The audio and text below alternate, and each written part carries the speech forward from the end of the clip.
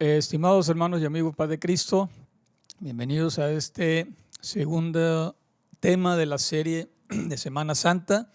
Vamos a ver hoy los hechos comprendidos el día martes, correspondientes al día 11 del mes de Abib, el mes de Nisan, en la semana de la Pascua Hebrea, como se celebraron los eventos. Ya en el tema 1 estuvimos considerando los eventos que sucedieron el día sábado, el día domingo y el día lunes. El día lunes, el día de ayer, culmina con la purificación del templo, donde Jesús expulsa, volca las mesas de los cambistas. Había ese mercader de cambio de divisas para comprar los sacrificios para la adoración en la Pascua. Esto ya lo explicamos el día de ayer, pero quiero mencionar esto porque cuando Jesús purifica el templo, obviamente agarró desprevenidos al Sanedrín, a los sacerdotes. Cuando ellos se enteraron, pues estaban muy tensos, esperando que volviera para ser Jesús, para entonces sí confrontarlo y pues entonces había un coraje, un celo que tenían muy marcado en contra de Jesús por lo que había hecho.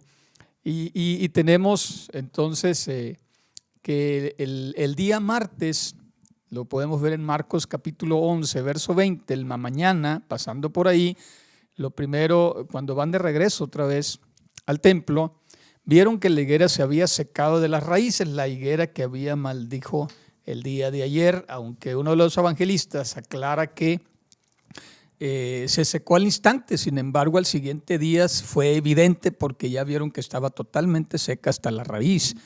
Y bueno, como los apóstoles habían estado acostumbrados solamente a milagros de bendición, de sanidad, milagros sobrenaturales que les trajeron algo positivo, aquí era la primera vez que se enfrentaban a un milagro de maldición. Estaban viendo otra faceta en el ministerio de Jesús que no habían conocido antes, y esto el Señor lo pone como para abrir conciencia en los apóstoles, que también, además de que Dios es amor, como dice la Escritura, también es fuego consumidor.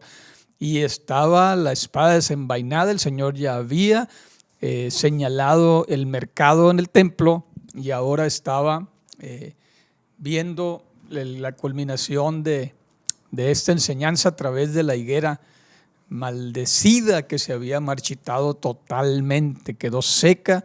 Y Jesús le dio también esta enseñanza en torno a tener fe en Dios. Dijo: cualquiera que le dijera a este monte, quítate y échate en el mar, y no dudare en su corazón, mas creyere que será hecho lo que dice, lo que dijera le será hecho. Y bueno, ya entonces habla ahí acerca de la oración, acerca del perdón. Pero ya entonces entramos en el punto en que van de nuevo a Jerusalén. Ya se encuentran a la higuera en el camino, llegan a Jerusalén, y estando en el templo inmediatamente es abordado por los sacerdotes, los escribas y los ancianos, el Sanedrín. Y entonces mandaron una comitiva para reprocharle lo que había hecho el día anterior. Y le dicen: a ver tú, ¿con qué autoridad haces estas cosas? ¿Quién te dio la autoridad para hacer estas cosas? Refiriéndose a que había volcado las mesas, que había expulsado a los comerciantes ahí, que era un negocio del Sanedrín. Y respondió Jesús con una pregunta, porque de aquí empieza una fricción total con el Sanedrín, y empieza, primero le cuestionan la autoridad y luego le tienden trampas. Pero vayamos a esto. Él les dice: bueno, yo también les voy a hacer una pregunta. Ya hay un altercado claro ahí entre los dos poderes, ¿no?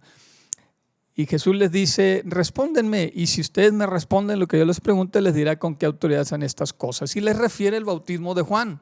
A ver, cuando Juan estaba bautizando allá en el desierto, ¿era del cielo o de los hombres? Respóndanme. Y entonces ya se juntó el consejo, se apartaron y dijeron, estaban deliberando y dijeron: bueno, si les decimos que es del cielo, pues entonces nos va a decir por qué no lo creyeron. Y si le decimos que de los hombres, entonces el pueblo va a decir: oye, pues ¿cómo que de los hombres si sabíamos que Juan era el profeta? Entonces dijeron: pues no, vale más no contestarle nada. Y dijeron: pues no sabemos si el bautismo de Juan era del cielo o de los hombres. Entonces Jesús les dijo: yo tampoco les diré con qué autoridad hago estas cosas. Imagínense al Sanedrín jalándose los pelos de coraje, ¿no? Diciendo, y no podían hacer mucho porque estaba la gente con Jesús, la gente estaba allí y si lo prendían en ese día, pues iba a ser un gran alboroto, tenían que hacerlo, idear otro planteamiento. Luego, después de esto, viene el capítulo 12 de Marcos. Voy a basarme más que nada en Marcos en este día, porque aunque también los otros evangelistas tratan el tema, aquí lo toma de una manera muy, muy hermosa este evangelio. Y bueno, ya les pone el Señor la autoridad de los labradores, la parábola de los labradores malvados, para terminar de picarle la cresta al Sanedrín, ¿no? Y ya dice, un hombre plantó una viña, cercó el vallado, cavó en su lugar, edificó una torre, luego arrendó a los labradores y partió lejos. Al tiempo envió un siervo a los labradores para que recibieran los labradores del fruto de su viña, mas ellos tomándole le hirieron y le enviaron vacío. Luego les mandó otro siervo, lo apedrearon, le dieron en la cabeza, mandaron otro, lo mataron, hirieron a muchos, mataron a otros. Y ya por último, teniendo un hijo, su amado lo envió también a ellos diciendo, pues van a tener respeto de mi hijo. Pero aquellos labradores dijeron, este es el heredero, vamos a matarle y su heredad será nuestra. Lo prendieron, le mataron, le echaron fuera de la viña. Y la pregunta era, ¿qué pues hará el señor de la viña? Pues vendrá y destruirá a estos labradores y dará su viña a otros. No les refiere, ni aún esta escritura han leído la piedra que desecharon los edificadores, ha venido a ser cabeza del ángulo. El Señor ha hecho esto y es cosa maravillosa en sus ojos. Y ellos, dice, procuraban prenderle. ¿Cómo callamos a este hombre? Porque sabían que decía esa parábola en contra de ellos. Pero temían al pueblo y dijeron, vámonos antes de que nos siga tupiendo aquí, ¿no? Porque no podían discutir con él. Entonces se recluyeron nuevamente en el Sanedrín, y al estar en el Sanedrín, entonces planearon una estrategia más elaborada. Bueno, ahorita ya venían ellos, perdieron la cabeza, venían enchilados, como decimos en el rancho, venían disgustados, enormemente enojados contra Jesús. Y se recluyeron otra vez en el Sanedrín, vamos a planear una estrategia mejor. Y entonces dijeron los fariseos y herodianos, los fariseos, usted sabe, de la secta más fanática del judaísmo, y los herodianos, que eran los seguidores de Herodes, los profetas que estaban del lado del gobierno, pues, para ver si le podían prender una palabra. Y dijeron, no, déjenlos a nosotros, los fariseos y los herodianos. Miren, con la cuestión de los impuestos lo vamos a atrapar a este hombre. Bueno, vayan ustedes. Entonces, cuando llegaron estos, le dijeron, maestro, sabemos que eres veraz y que no te cuidas de nadie, porque no miras la apariencia de los hombres, sino que enseñas el camino de Dios en verdad. A ver, te preguntamos esto. ¿Es lícito, está permitido dar tributo a César o no? Pagar impuestos, pues, ¿daremos o no daremos? Pero luego dice la escritura, pero Jesús, conociendo la hipocresía de ellos, le dijo, ¿por qué me tientan? Tráiganme una moneda para que la vea. Y ellos se la trajeron y les dijo, a ver, ¿de quién es esta imagen e inscripción? Y ellos dijeron, pues de César. Y Jesús les respondió, pues den a César lo que es del César y a Dios lo que es de Dios. Y se maravillaron de él y dijeron, caray, pues no nos salió la trampa. Se regresaron otra vez al Sanedrín y estando ahí discutiendo entre ellos, dijeron los saduceos, déjenlo a nosotros. Miren, nosotros no creemos en la resurrección de este hombre. Él dijo que era la resurrección y la vida cuando resucitó a Lázaro. Pues aquí lo vamos a aprender. Aquí no tenemos una pregunta muy buena. Bueno, pues vayan ustedes. Ahí van los saduceos a prenderle la trampa. Llegan. Y ellos no creían en la resurrección, pues le preguntaron, Marcos 12:19, maestro, Moisés nos escribió que si el hermano de alguno muere y deja esposa y no deja hijos, que su hermano tome su esposa y levante descendencia de su hermano. Y luego le ponen un caso hipotético, no era real, era ficticio, pero dice, hubo 7 hermanos. Y el primero tomó esposa y murió sin dejar descendencia. Y luego el segundo y el tercero y el cuarto. Y así los 7 y ninguno le dio hijos a la mujer. A ver, le dices, tú que dices que hay resurrección, tú que dices que eres la resurrección y la vida. En la resurrección, pues cuando resuciten, ¿de cuál de ellos será esposa? Porque los 7 la tuvieron por esposa. Y por acá tal vez cuchicheaban, ¿no? Qué buena pregunta le aventamos, ¿no? Mira, ya ves, mentiras de la resurrección. Pero Jesús le dijo, oh, cómo se equivocan también en esto, erráis, no conocen las escrituras ni el poder de Dios, porque cuando resuciten de entre los muertos no se casarán ni se darán en casamiento, mas serán como los ángeles que están en el cielo.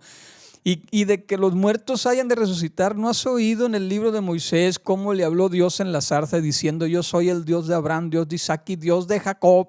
Él no es Dios de muertos, sino Dios de vivos. Así es que mucho erráis. Abraham, Isaac y Jacob eran los patriarcas de Israel, ya habían muerto muchísimos años atrás, pero el insistente mensaje de Dios cuando hablaba a los profetas era, yo soy el Dios de Abraham, de Isaac y de Jacob. Habían resucitado, habla de una resurrección que está implícita en el mensaje de la Biblia.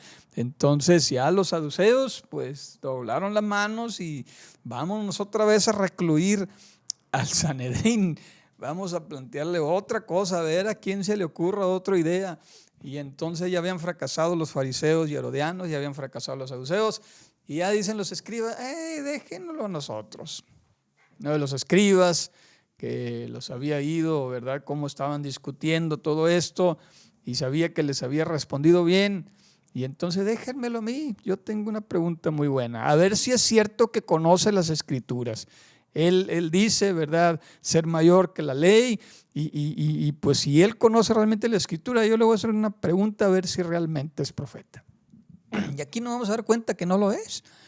Entonces se fue con Jesús, uno de los escribas, de los más eruditos, ¿verdad?, los que hacían las copias de la Biblia, los que interpretaban la ley, los más reconocidos, y le dice, a ver Jesús, ¿cuál es el primer mandamiento de todos? Jesús le respondió con el Shema, ¿no? El primer mandamiento de todos es, oye Israel, el Señor nuestro Dios, el Señor uno es. Y amarás al Señor tu Dios con todo tu corazón, con toda tu alma, con toda tu mente y con todas tus fuerzas. Este es el principal mandamiento.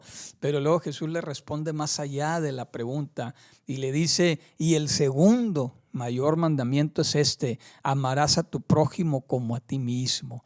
No hay otro mandamiento mayor que estos. Y el escriba se quedó sorprendido. Él le había hecho una pregunta y le respondió 2. Y le dijo el escriba, pues bien has dicho, o sea, nada más hay un Dios, no hay otro fuera de Él.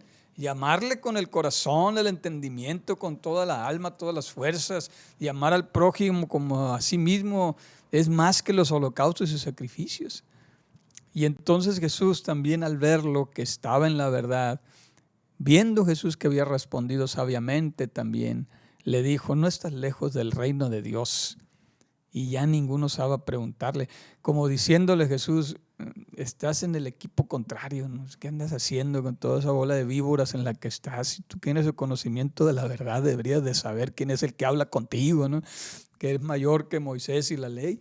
Pero bueno, le dice, no estás lejos del reino de Dios. Y ya de ahí se regresó este hombre, le dijo, no, pues saben que es muy difícil, va a ser imposible que con argumentos hagamos caer a Jesús. Tiene una sabiduría enorme, enorme, enorme. Y bueno, ya entonces después de que les habla de estas cosas, después de que es tentado en estas 3 trampas de los fariseos y herodianos, de los saduceos y los escribas, entonces hace una declaración muy fuerte sobre los escribas. Y aquí me quiero ir al Evangelio según Mateo, que es el que da más detalle, porque Marcos solamente dice que los acusó a los escribas y fariseos de hipócritas, pero Mateo da una larga lista en el capítulo 23, me puede seguir en la escritura, y casi todo el capítulo son 7 ayes sobre los escribas y fariseos. Ay de ustedes, dice el Señor, porque primero les refiere a la multitud que están ahí, le dicen la cátedra de Moisés, es decir, Se sientan los escribas y fariseos en el Sanedrín a estudiar la ley, a deliberar los temas, a hacer los juicios. Se sientan los escribas y fariseos diciendo el Señor, les reconocemos que son los hombres más preparados. Así es que todo lo que ellos digan, háganlo, guárdenlo, háganlo, pero no hagan conforme a sus obras, porque ellos dicen, pero no hacen. Dicen, pero no hacen. Atan cargas pesadas y difíciles de llevar, las ponen sobre los hombros de los hombres, pero ellos ni con un dedo las quieren mover. Y bueno, ya habla de sus exageraciones, ¿no? Que para ser vistos por los hombres ensanchan las filacterías y todas esas cosas que se ponían, las hacen más grandes, extienden los flecos de los mantos para que vean que son hombres piadosos, aman los primeros asientos en la cena, en las primeras sillas de la sinagoga, los saludos en las plazas, les gusta que le llamen rabí, rabí, para sentirse bien. Pero ustedes, dijo, no quieran que se les llame rabí porque uno es su maestro el Cristo y ustedes son hermanos. No anden con títulos de nobleza aquí somos hermanos en Cristo Jesús. Y a nadie llamen maestro porque uno es maestro que es Cristo. Pero luego empieza una serie de 7 ayes. Ay de vosotros escribas y fariseos hipócritas. Ándale. Por si fuera poco, ya estaban muy enojados los fariseos y escribas, el Sanedrín, cuando les desenmascaró el mercado del templo. Luego, cuando lo fueron a cuestionar de la autoridad, los manda vacíos. Y luego, después de 3 intentos, imagínense cómo estaba de tenso el Sanedrín, no hallaba cómo hacerlo. Y luego les empieza a decirle, ay vosotros escribas y fariseos hipócritas. Y habla primero de cerrarlos el cielo delante de los hombres, porque ellos ni entran ni dejan entrar. Hablan de devorar las casas de las viudas, de la explotación de los más necesitados. Hablan de que batallan mucho para ganar un prosélito, y una vez que lo ganan, lo hacen 2 veces más hijo del infierno que ustedes. Durísimas acusaciones. Sí, ciegos, guías de ciegos. Y luego dice, ay de vosotros escribas y fariseos hipócritas, porque tienen cuidado de lo más mínimo, del diezmar la menta, en eneldo, el comino. Es decir, lo más mínimo, aunque había una ley específica para el diezmo en la Torá, en la ley, ellos tenían otros escritos donde estaba la tradición oral y hicieron todo un volumen sobre cómo se debería de diezmar y tenían hasta el más mínimo detalle. Andaban como con lupa viendo cuánto ganaba la gente para quitarle el diezmo, para obligarlos a dar el diezmo. Pero dice el Señor, han omitido lo más importante de la ley, la justicia, la misericordia y la fe. Y se olvidaron de que el diezmo es un acto de fe, es un acto de confianza en Dios y que no tienen por qué andarlo auditando de esa manera. Dijo el Señor, esto es necesario hacer, sí es necesario diezmar, pero no debe de dejarse la justicia, la misericordia y la fe. Y luego dice, guías ciegos que cuelan al mosquito, y tragan al camello. Estos son de los animales impuros, de los inmundos. Para la ley, el mosquito es el más pequeño y el camello el más grande. Entonces dice, o sea, tienen cuidado de lo más pequeñito, de lo más insignificante, pero lo más importante lo pasan por alto, pues lo más obvio. Luego lo dice, ustedes que limpian el vaso por fuera, pero por dentro están llenos de robo.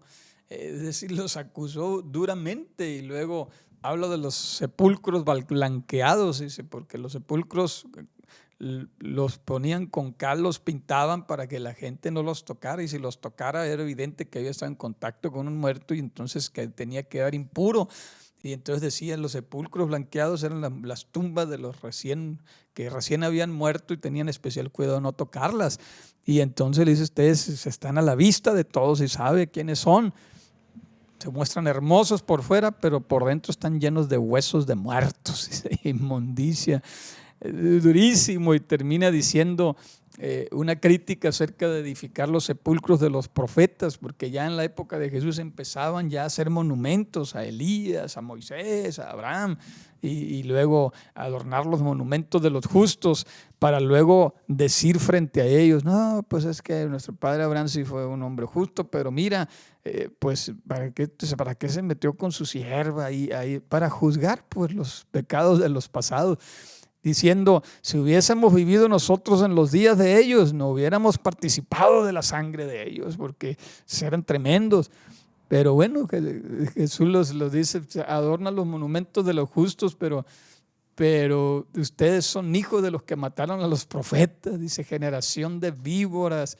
Y bueno, ya les dice cómo el Señor les ha enviado profetas, sabios, escribas, los han matado, los han crucificado, los han azotado, los han perseguido de ciudad en ciudad, pero toda esa sangre justa derramada en la tierra va a caer sobre ustedes. Y bueno, fue algo muy, muy, muy terrible. La acusación, esto pues ya estaba el Sanedrín que explotaba, ¿no? Con ganas de prenderlo ahí mismo, pero no podían, pues era la tensión que empezaba a vivirse ya del día martes. Ya el miércoles se concreta un complot, que eso ya lo veremos el día miércoles, pero antes de salir del templo, Jesús hace una predicción muy, muy, muy terrible. Poco antes, nos vamos a ir a Lucas 21, estando ahí en el templo, y quiero que, si podemos presentar la imagen del templo, porque queremos centrarnos ahí. Lucas 21, verso 1, dice la Escritura que estando ahí, en el templo, si usted se fija, ahí está una entrada principal, ahí llamado, está el Sorek, que era una pared que rodeaba totalmente el santuario, todo el templo, tenía 13 entradas. Jesús el domingo, 2 días atrás, había entrado por la puerta principal, la entrada que va a la puerta del templo llamada La Hermosa. Esta es muy famosa porque usted recuerda en el libro de los Hechos, capítulo 3, cómo ahí Pedro y Juan oraron por un paralítico y se levantó, que estaba en esa puerta. Por ahí entró Jesús en la entrada triunfal el día domingo y salió. Luego regresa el lunes y sale. Luego está otra vez dentro del templo, está hablando con los fariseos, los sacerdotes, está en la puerta de Nicanor, todo ese discurso que se aventó sobre los fariseos.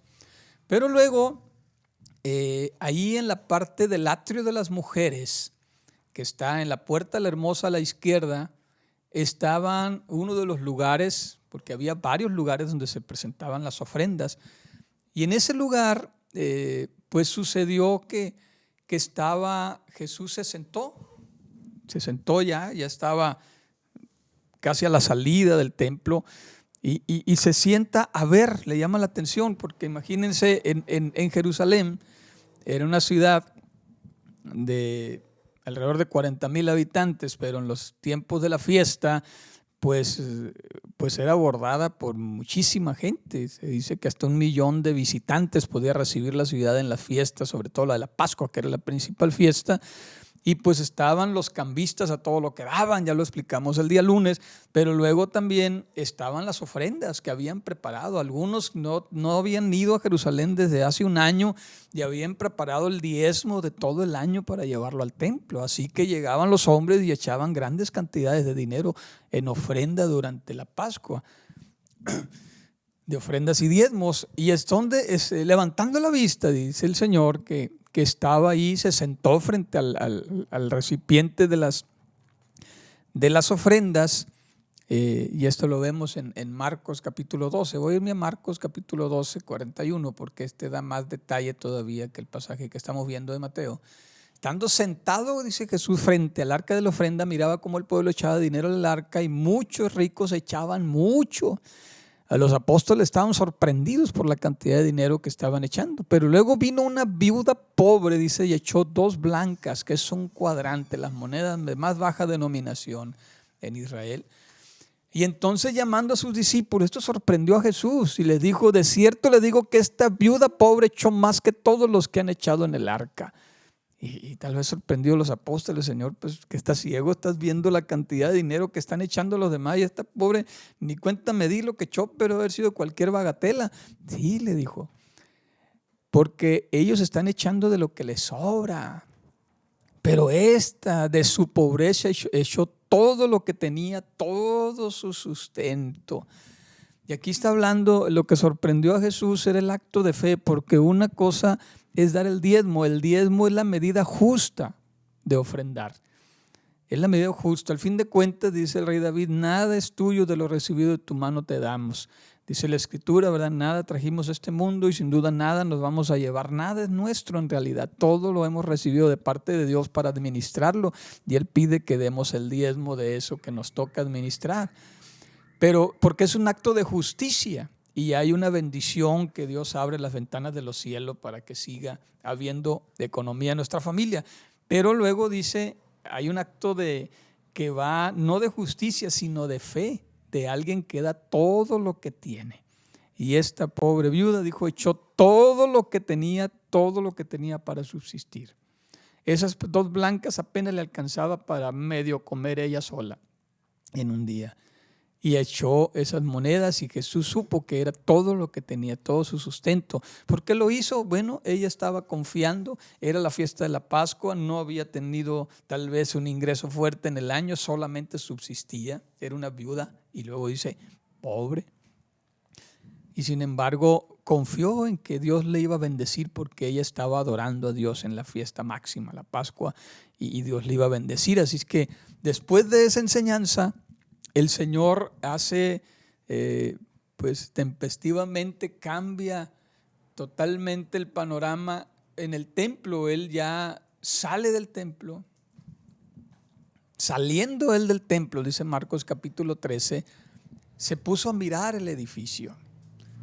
Se puso a mirar lo maravilloso, la construcción del templo y le dijo uno de sus discípulos cuando estaban viéndolo, mira maestro, qué piedras, qué edificio tan magnífico, qué maravilla todo lo que hay dentro del templo.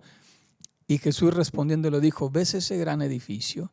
No quedará piedra sobre piedra que no sea derribada. Y ahí es donde quiero hacer hincapié. Miren, esa magnífica construcción que está usted viendo es el templo de Herodes. Pero quiero que nos centremos en el santuario. Si podemos poner ahí el santuario para indicarles. Miren, toda la construcción del templo, a ver si pudiéramos ampliar que se vea solamente lo del santuario ahí. No sé cómo está viendo que se vea solo el santuario. Muy bien. Miren, este templo, cuando Jesús estuvo allí 2 años atrás y dio una profecía similar, le dijeron que en 46 años llevaba construyéndose ese templo. Para ese entonces habían pasado 2 años, llevaba 48 años construyéndose el templo y todavía se terminó de construir hasta el año 64 después de Cristo. Es decir, duraron cerca de 80 años en total la construcción del templo. Era una construcción majestuosa.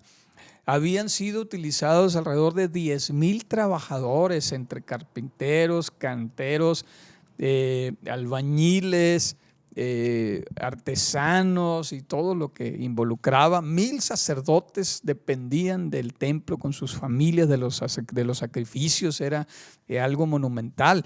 Las puertas no solamente tenían los cerrojos de oro y plata, estaban recubiertas de oro y de plata. La fachada del templo, esto que estamos viendo, ya el santuario en sí, tenía, según Josefo, 27.5 metros cuadrados y estaba totalmente chapeado, placas de oro en la pared y en la puerta. Ese era el templo. Las paredes del lugar santísimo, que es toda esta área que estamos viendo, de altura de 60 codos, de alto 40 codos, la longitud, estamos hablando, 60 codos, 20 del lugar santísimo y 60 codos del lugar santo. Es decir, estamos hablando de 30 por 30, el lugar santísimo. Solamente es esa majestuosa construcción y todas las paredes del lugar santísimo recubiertas totalmente de oro. El velo del templo, que medía 60 codos, el velo del templo tenía 60 codos, es cerca de 30 metros de alto, poco menos de 30 metros de alto, tenía el grueso de la palma de la mano y estaba a cargo su manufactura y su mantenimiento a cargo de la casa de Eleazar. Se dice que tenía 72 cordones, 24 hilos cada uno, 6 colores y se ocupaban 82 doncellas una vez al año para poder hacerlo y poder restaurar el que estaba del año anterior para ponerlo. Solamente el velo que el día viernes se va a romper en dos, ¿verdad? Ese velo que de manera totalmente imposible es romperlo con la mano, con algo maravilloso va a suceder el día viernes con torno a eso. Eso era el templo, y Jesús le dice: no va a quedar piedra sobre piedra. Pero los sacerdotes, el Sanedrín, le decían: pues óyeme, tenemos 48 años construyendo esto y tú dices que lo tumbas y en 3 días lo vuelves a edificar. O sea, en eso estaban pensando los hebreos. Pero Jesús sabemos que se estaba refiriendo a su cuerpo, que en 3 días Él iba a entregar su cuerpo y en 3 días lo iba a resucitar, lo iba a hacer de nuevo. Pero para que veamos entonces la mentalidad del Sanedrín, cómo estaban viendo todo eso, que hacían cálculos. Eso es imposible lo que está diciendo, este es un impostor, no es cierto lo que está diciendo en cuanto a esa profecía. Después de ahí sale de Jerusalén. Pero entonces está el lamento de Jesús por Jerusalén.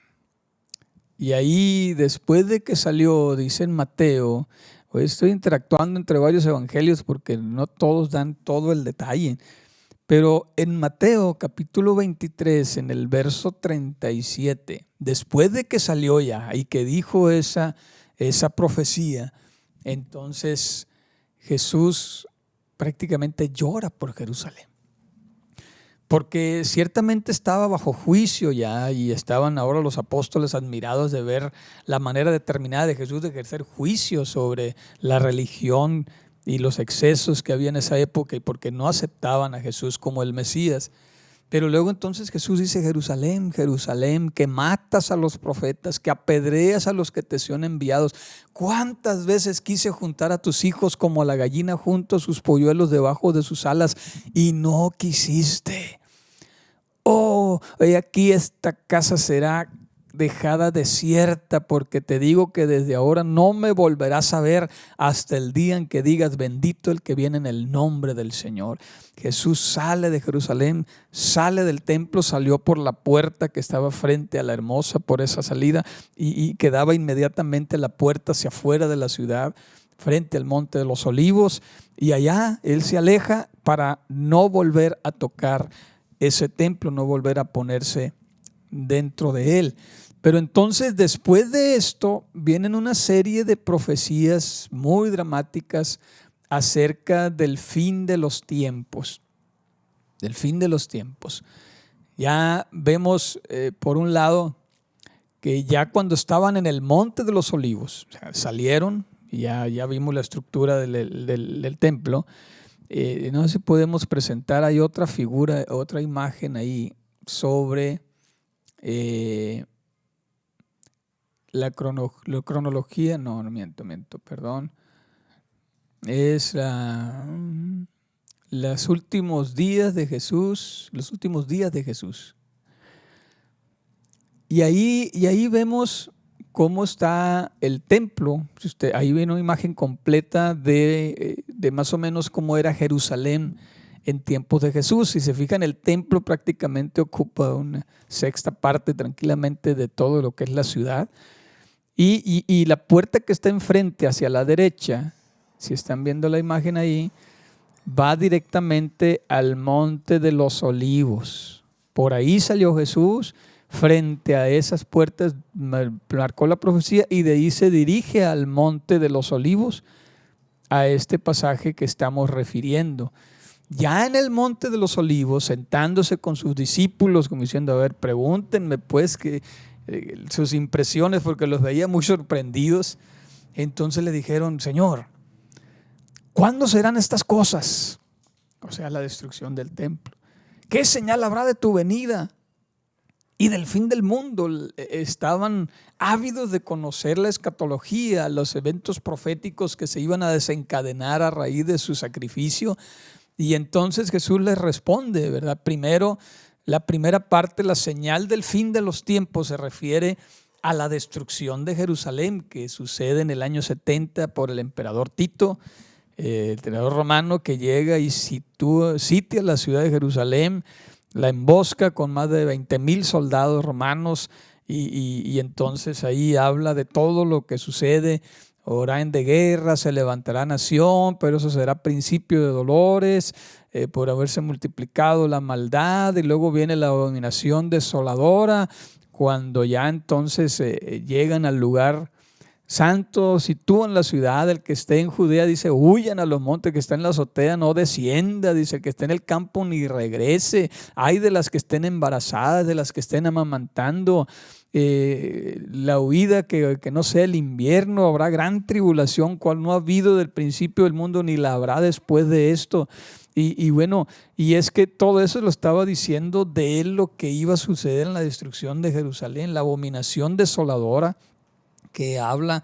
Fue algo trágico. Ahí murieron miles de personas en Jerusalén, destruyeron las paredes, otra vez las murallas de la ciudad, destruyen totalmente el templo, se llevan los utensilios, lo profanan. Es algo terrible. Después de eso, miren, ya había Israel sido sitiado y destruido en 2 ocasiones anteriormente, pero de las otras se repuso al paso de los siglos. De esta no se repuso en 2000 años. Hasta el siglo XX se repuso Jerusalén cuando volvieron a ser nación de esa destrucción. Fue algo terrible, algo terrible. Y luego ya empiezan las profecías de la venida del Hijo del Hombre, ya cuando viene el Señor, cuando vendrá pues a recoger a su pueblo. Y luego habla también las profecías que tienen que ver con el fin ya escatológico de los tiempos, y empieza a hablarle ya en señales, en parábolas, para ya tal vez que descansaran un poquito de lo terrible que iba a venir sobre Jerusalén por el juicio, por haber rechazado al Mesías. Y entonces les lanza la parábola de las 10 vírgenes, ¿verdad? Muy famosa, yo lo decía porque en la iglesia apostólica, la red de damas, ¿verdad? Antes la fraternidad de Dorcas son muy amantes, ¿verdad?, de presentar ese drama de las 10 vírgenes de una manera majestuosa, ¿verdad? Y nos hace pensar en estar preparados. Bueno, así el Señor les dice, el ejemplo de las 5 vírgenes prudentes y las 5 insensatas, unas que guardaron aceite, las otras que no, porque no sabes el día y la hora en que va a llegar el novio, dice, no sabes el día ni la hora en que el Hijo del Hombre ha de venir. Luego les lanza la parábola de los talentos, la famosa parábola donde el Señor da 5 talentos a un hombre, le da 2 talentos a otro, le da 1 talento a otro y se va. Y después el que recibió 5 negoció, ganó otros 5, el que recibió 2 negoció, ganó otros 2, pero el que recibió 1 fue y lo cavó en la tierra y escondió el dinero de su señor. Y ya después, cuando regresa, hizo cuentas y el que le dio 5 le dice, Señor, aquí tienes los 5 que me entregaste y otros 5 que he ganado. Bien hecho, buen siervo y fiel. En lo poco fuiste fiel, en lo mucho te pondré. El que le dio 2 hizo lo propio, pero el que le dio 1 le dijo, Señor, te conocía que eres hombre duro, que ciegas donde no sembraste, que recoges donde no esparciste. Tuve miedo y escondí tu talento en la tierra, así que aquí está. Y respondiendo el Señor le dijo, siervo malo y negligente, si sabías y tienes ese concepto de mí, ¿por qué no diste cuando menos el dinero a los banqueros para que produjera intereses? Pero mira, quítenle a el talento y dénselo al que ya tenía 10, los 5 que le di más los 5 que trabajó. Porque dice, porque al que tiene se le dará más en abundancia, pero el que no tiene, aún lo poco que tiene le será quitado. Y al siervo inútil echen en las tinieblas de afuera, ahí será el lloro y el crujir de dientes. Otra parábola del fin del mundo que nos habla de la fidelidad en el servicio, de estar siempre con lo que el Señor nos dé, porque cuántas veces no estamos esperando, Señor, y cuando yo tengo una casa, ahora sí voy a hacer una casa del alma, voy a abrir una célula, un estudio. Señor, cuando tenga carro, entonces le voy a dar raite a los hermanos. Señor, cuando tenga dinero, ahora sí voy a un buen trabajo, ahora sí voy a diezmar. No, el Señor dice, en lo poco fuiste fiel, en lo mucho te pondré. Y luego viene la parábola también del juicio final. Y eso también es muy interesante la manera en que lo plantea el Señor, porque dice que cuando el Hijo del Hombre venga en gloria y sus santos ángeles con él, se sentará en su trono. Y decíamos, cuando el Señor se siente en su trono es porque va a juzgar. Aguas, el Señor está en su trono, el Rey está en el trono y está con el cetro en la mano para juzgar. Y serán reunidas delante de él todas las naciones y apartará los unos de los otros como el pastor aparta las ovejas de los cabritos. Y qué interesante concepto tiene aquí que ver con la misericordia. Dice, pondrá las ovejas a su derecha, los cabritos a la izquierda. Y el rey le dirá a los de su derecha, vengan benditos de mi Padre, hereden el reino preparado para ustedes desde la fundación del mundo, porque tuve hambre y me dieron de comer, porque tuve sed y me dieron de beber, porque fui extranjero y me recogieron, estuve desnudo y me cubrieron, estuve enfermo, me visitaron, estuve en la cárcel y fueron a mí. Pero entonces los justos le responderán diciendo, Señor, ¿cuándo te vimos hambriento, te sustentamos, sediento? Bueno, el rey les responderá, de cierto le digo que cuando lo hicieron a uno de mis hermanos, a uno de estos mis hermanos más pequeñitos, a mí me lo hiciste. Y a los de la izquierda, catalogados como cabritos, es todo lo contrario. Apártense de mí porque cuando tuve hambre no me dieron de comer, etcétera, etcétera. Y aquí entonces nos habla de la importancia, hermanos, del amor al prójimo. Dice el Señor, ama a tu prójimo como a ti mismo. Nosotros debemos de demostrar ese amor y no solamente estar sirviéndole al Señor porque no sabemos el día de la hora, porque se nos ha dado un talento el cual debemos de ponerlo a participar. No se trata de que yo sea muy capaz de hacer algo, se trata que con lo que sé, con lo que Dios me ha dado, eso lo aplique al reino. Eso determina nuestro destino en el juicio final y también lo que hacemos con el necesitado. Y sabemos que tenemos muchas necesidades en torno a los hijos de Dios, incluso, como dice el apóstol Pablo, no se olviden de hacer el bien y mayormente a los de la familia de la fe. Hay hermanos en Cristo que nos necesitan, sobre todo en esta temporada, en esta época que estamos viviendo, ¿verdad? De escasez por todos lados. Entonces, que no nos olvidemos de la misericordia. Ahí es donde es probado el corazón del Hijo de Dios. Ahí es donde es probado el corazón del siervo. Ahí es donde es probado lo que hay dentro de nosotros. Y que podamos desprendernos de lo que el Señor nos haya bendecido para poder bendecir al que no tiene. Como dice la Escritura, el que tiene 2 capas, déle uno al que no tenga. ¿Ya? Entonces, aquí es determinante esto. Así es que, pues estos son los acontecimientos principales del día martes. Ya el día de mañana, el día miércoles, pues estaremos viendo las cuestiones de cómo se materializa el complot contra Jesús. Ahorita, desde el domingo, ¿verdad?, que entró Jesús, fue creciendo la tensión en los fariseos, en el Sanedrín, los eventos de hoy, día martes, pues definitivamente dijeron, tenemos que prenderlo, ya no podemos esperar más, pero decían, tenemos que hacerlo antes de la fiesta de la Pascua, antes del jueves a las 6 de la tarde, que era cuando empezaba la Pascua en sí, el día viernes. Recordemos que en el calendario judío no son los días como nosotros los occidentales, donde el día empieza a las 0 horas de medianoche y termina a las 12 horas a las 24 horas de la noche siguiente. No, ellos empezaba el día a las 6 de la tarde. Es decir, en este martes a las 6 de la tarde empezaba el día miércoles para ellos, el día 12 de Abib. Y el día miércoles a las 6 de la tarde empezaba el día jueves, y el día jueves a las 6 de la tarde empezaba el día viernes, la Pascua. Por eso es que decíamos el día lunes que teníamos ciertas dificultades para entender cómo estaban los eventos en cada día, pero lo estamos ajustando a nuestro calendario ya gregoriano, ¿verdad?, el calendario cristiano, para poder entender los principales eventos. Con toda esta información, hermano, yo sé que es muy abundante, pero quisimos hacerlo así de manera cronológica para que tengamos una visión clara de lo que sucedió en la Semana de la Pasión. Pues quisiera retomar algunas de las cosas más sobresalientes. Primero, el juicio de la higuera que se seca. Dios es amor, pero también es fuego consumidor. Hay que estar bien con el Señor, no provoquemos la ira del Señor.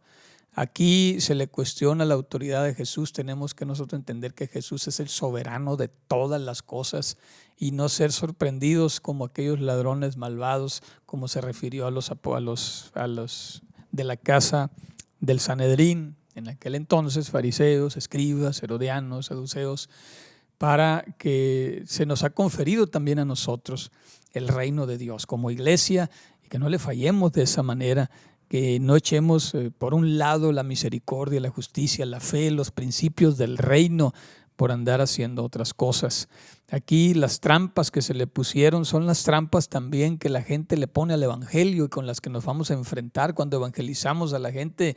La gente nos pregunta: ¿por qué ustedes están puro dinero ahí? Le sacan el dinero ahí los pastores, que el diezmo, y cómo sé yo que hay vida después de la muerte. A ver, si ustedes dicen que amar a Dios es primero, ¿por qué descuidan a su prójimo? Son el mismo tipo de excusas y de trampas que ahora nos ponen para poder cuestionar.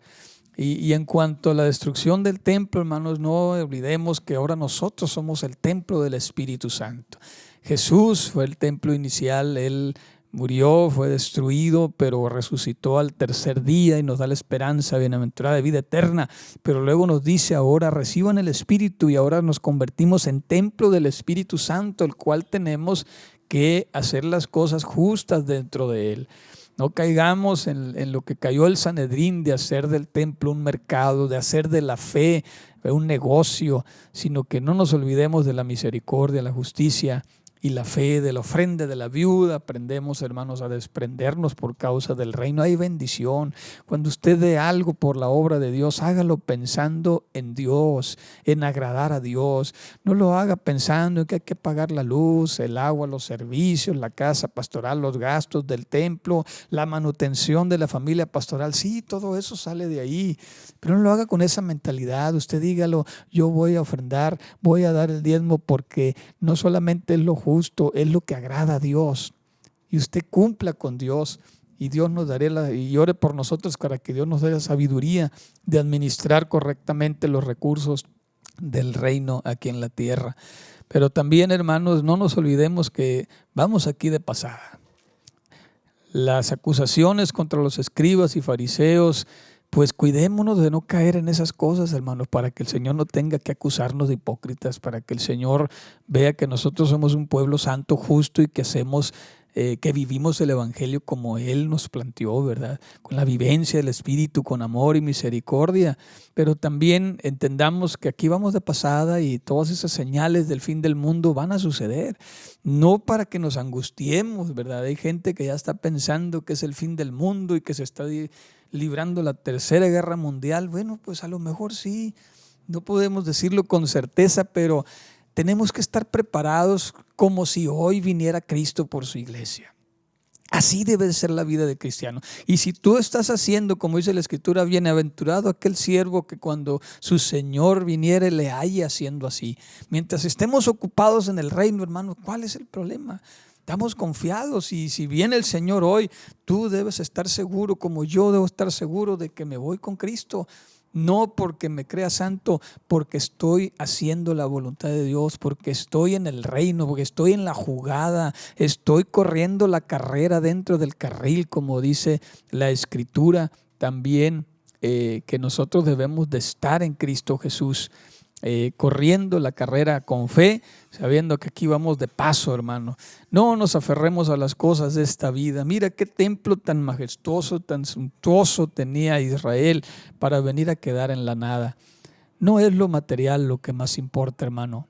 Lo más importante es que confíes plenamente en Dios para la salvación.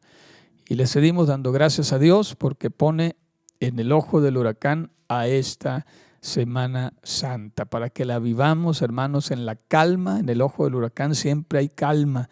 Sabemos que después de esto, después pasando Semana Santa, va a desencadenarse ya para que termine de pasar el huracán por nosotros, pero hoy tenemos calma, tenemos paz, estamos en casa con nuestra familia y podemos meditar en estas cosas tan importantes.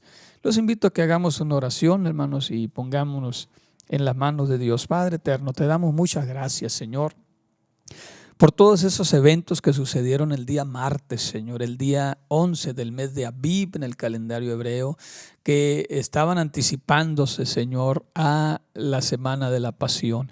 Te damos gracias, Señor, porque tú eres bueno, porque tú eres también amor, pero también eres fuego consumidor. Tenemos que entender, Señor, que tú eres un Dios justo, y en aquel día que te sientes en tu trono no tendrás por inocente al culpable.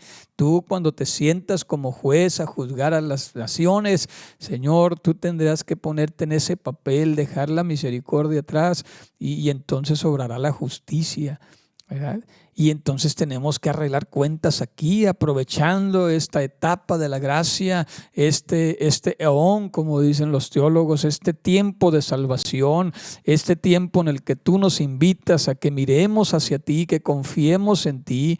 El que crea y sea bautizado será salvo, dice la Escritura.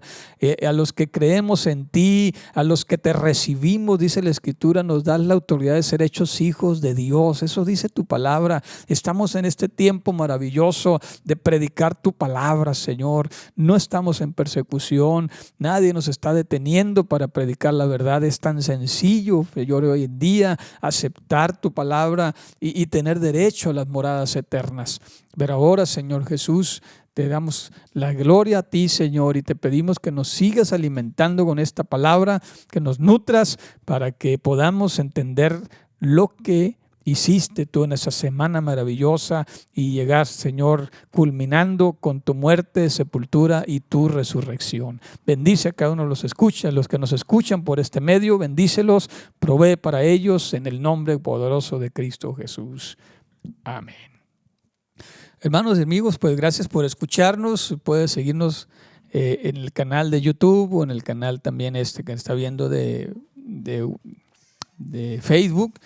Y también posteriormente vamos a estar publicándolas solo en audio, todas estas enseñanzas. Es el tema 2, no se pierda mañana el tema 3, el día jueves el tema 4, el día viernes tema 5. Continuamos con otros 6, el tema 6 el sábado y el domingo de resurrección el tema 7. 7 temas, hermanos, para vivir la Semana Santa de una manera más íntima. Que Dios les bendiga, Dios me los guarde y les amamos en Cristo.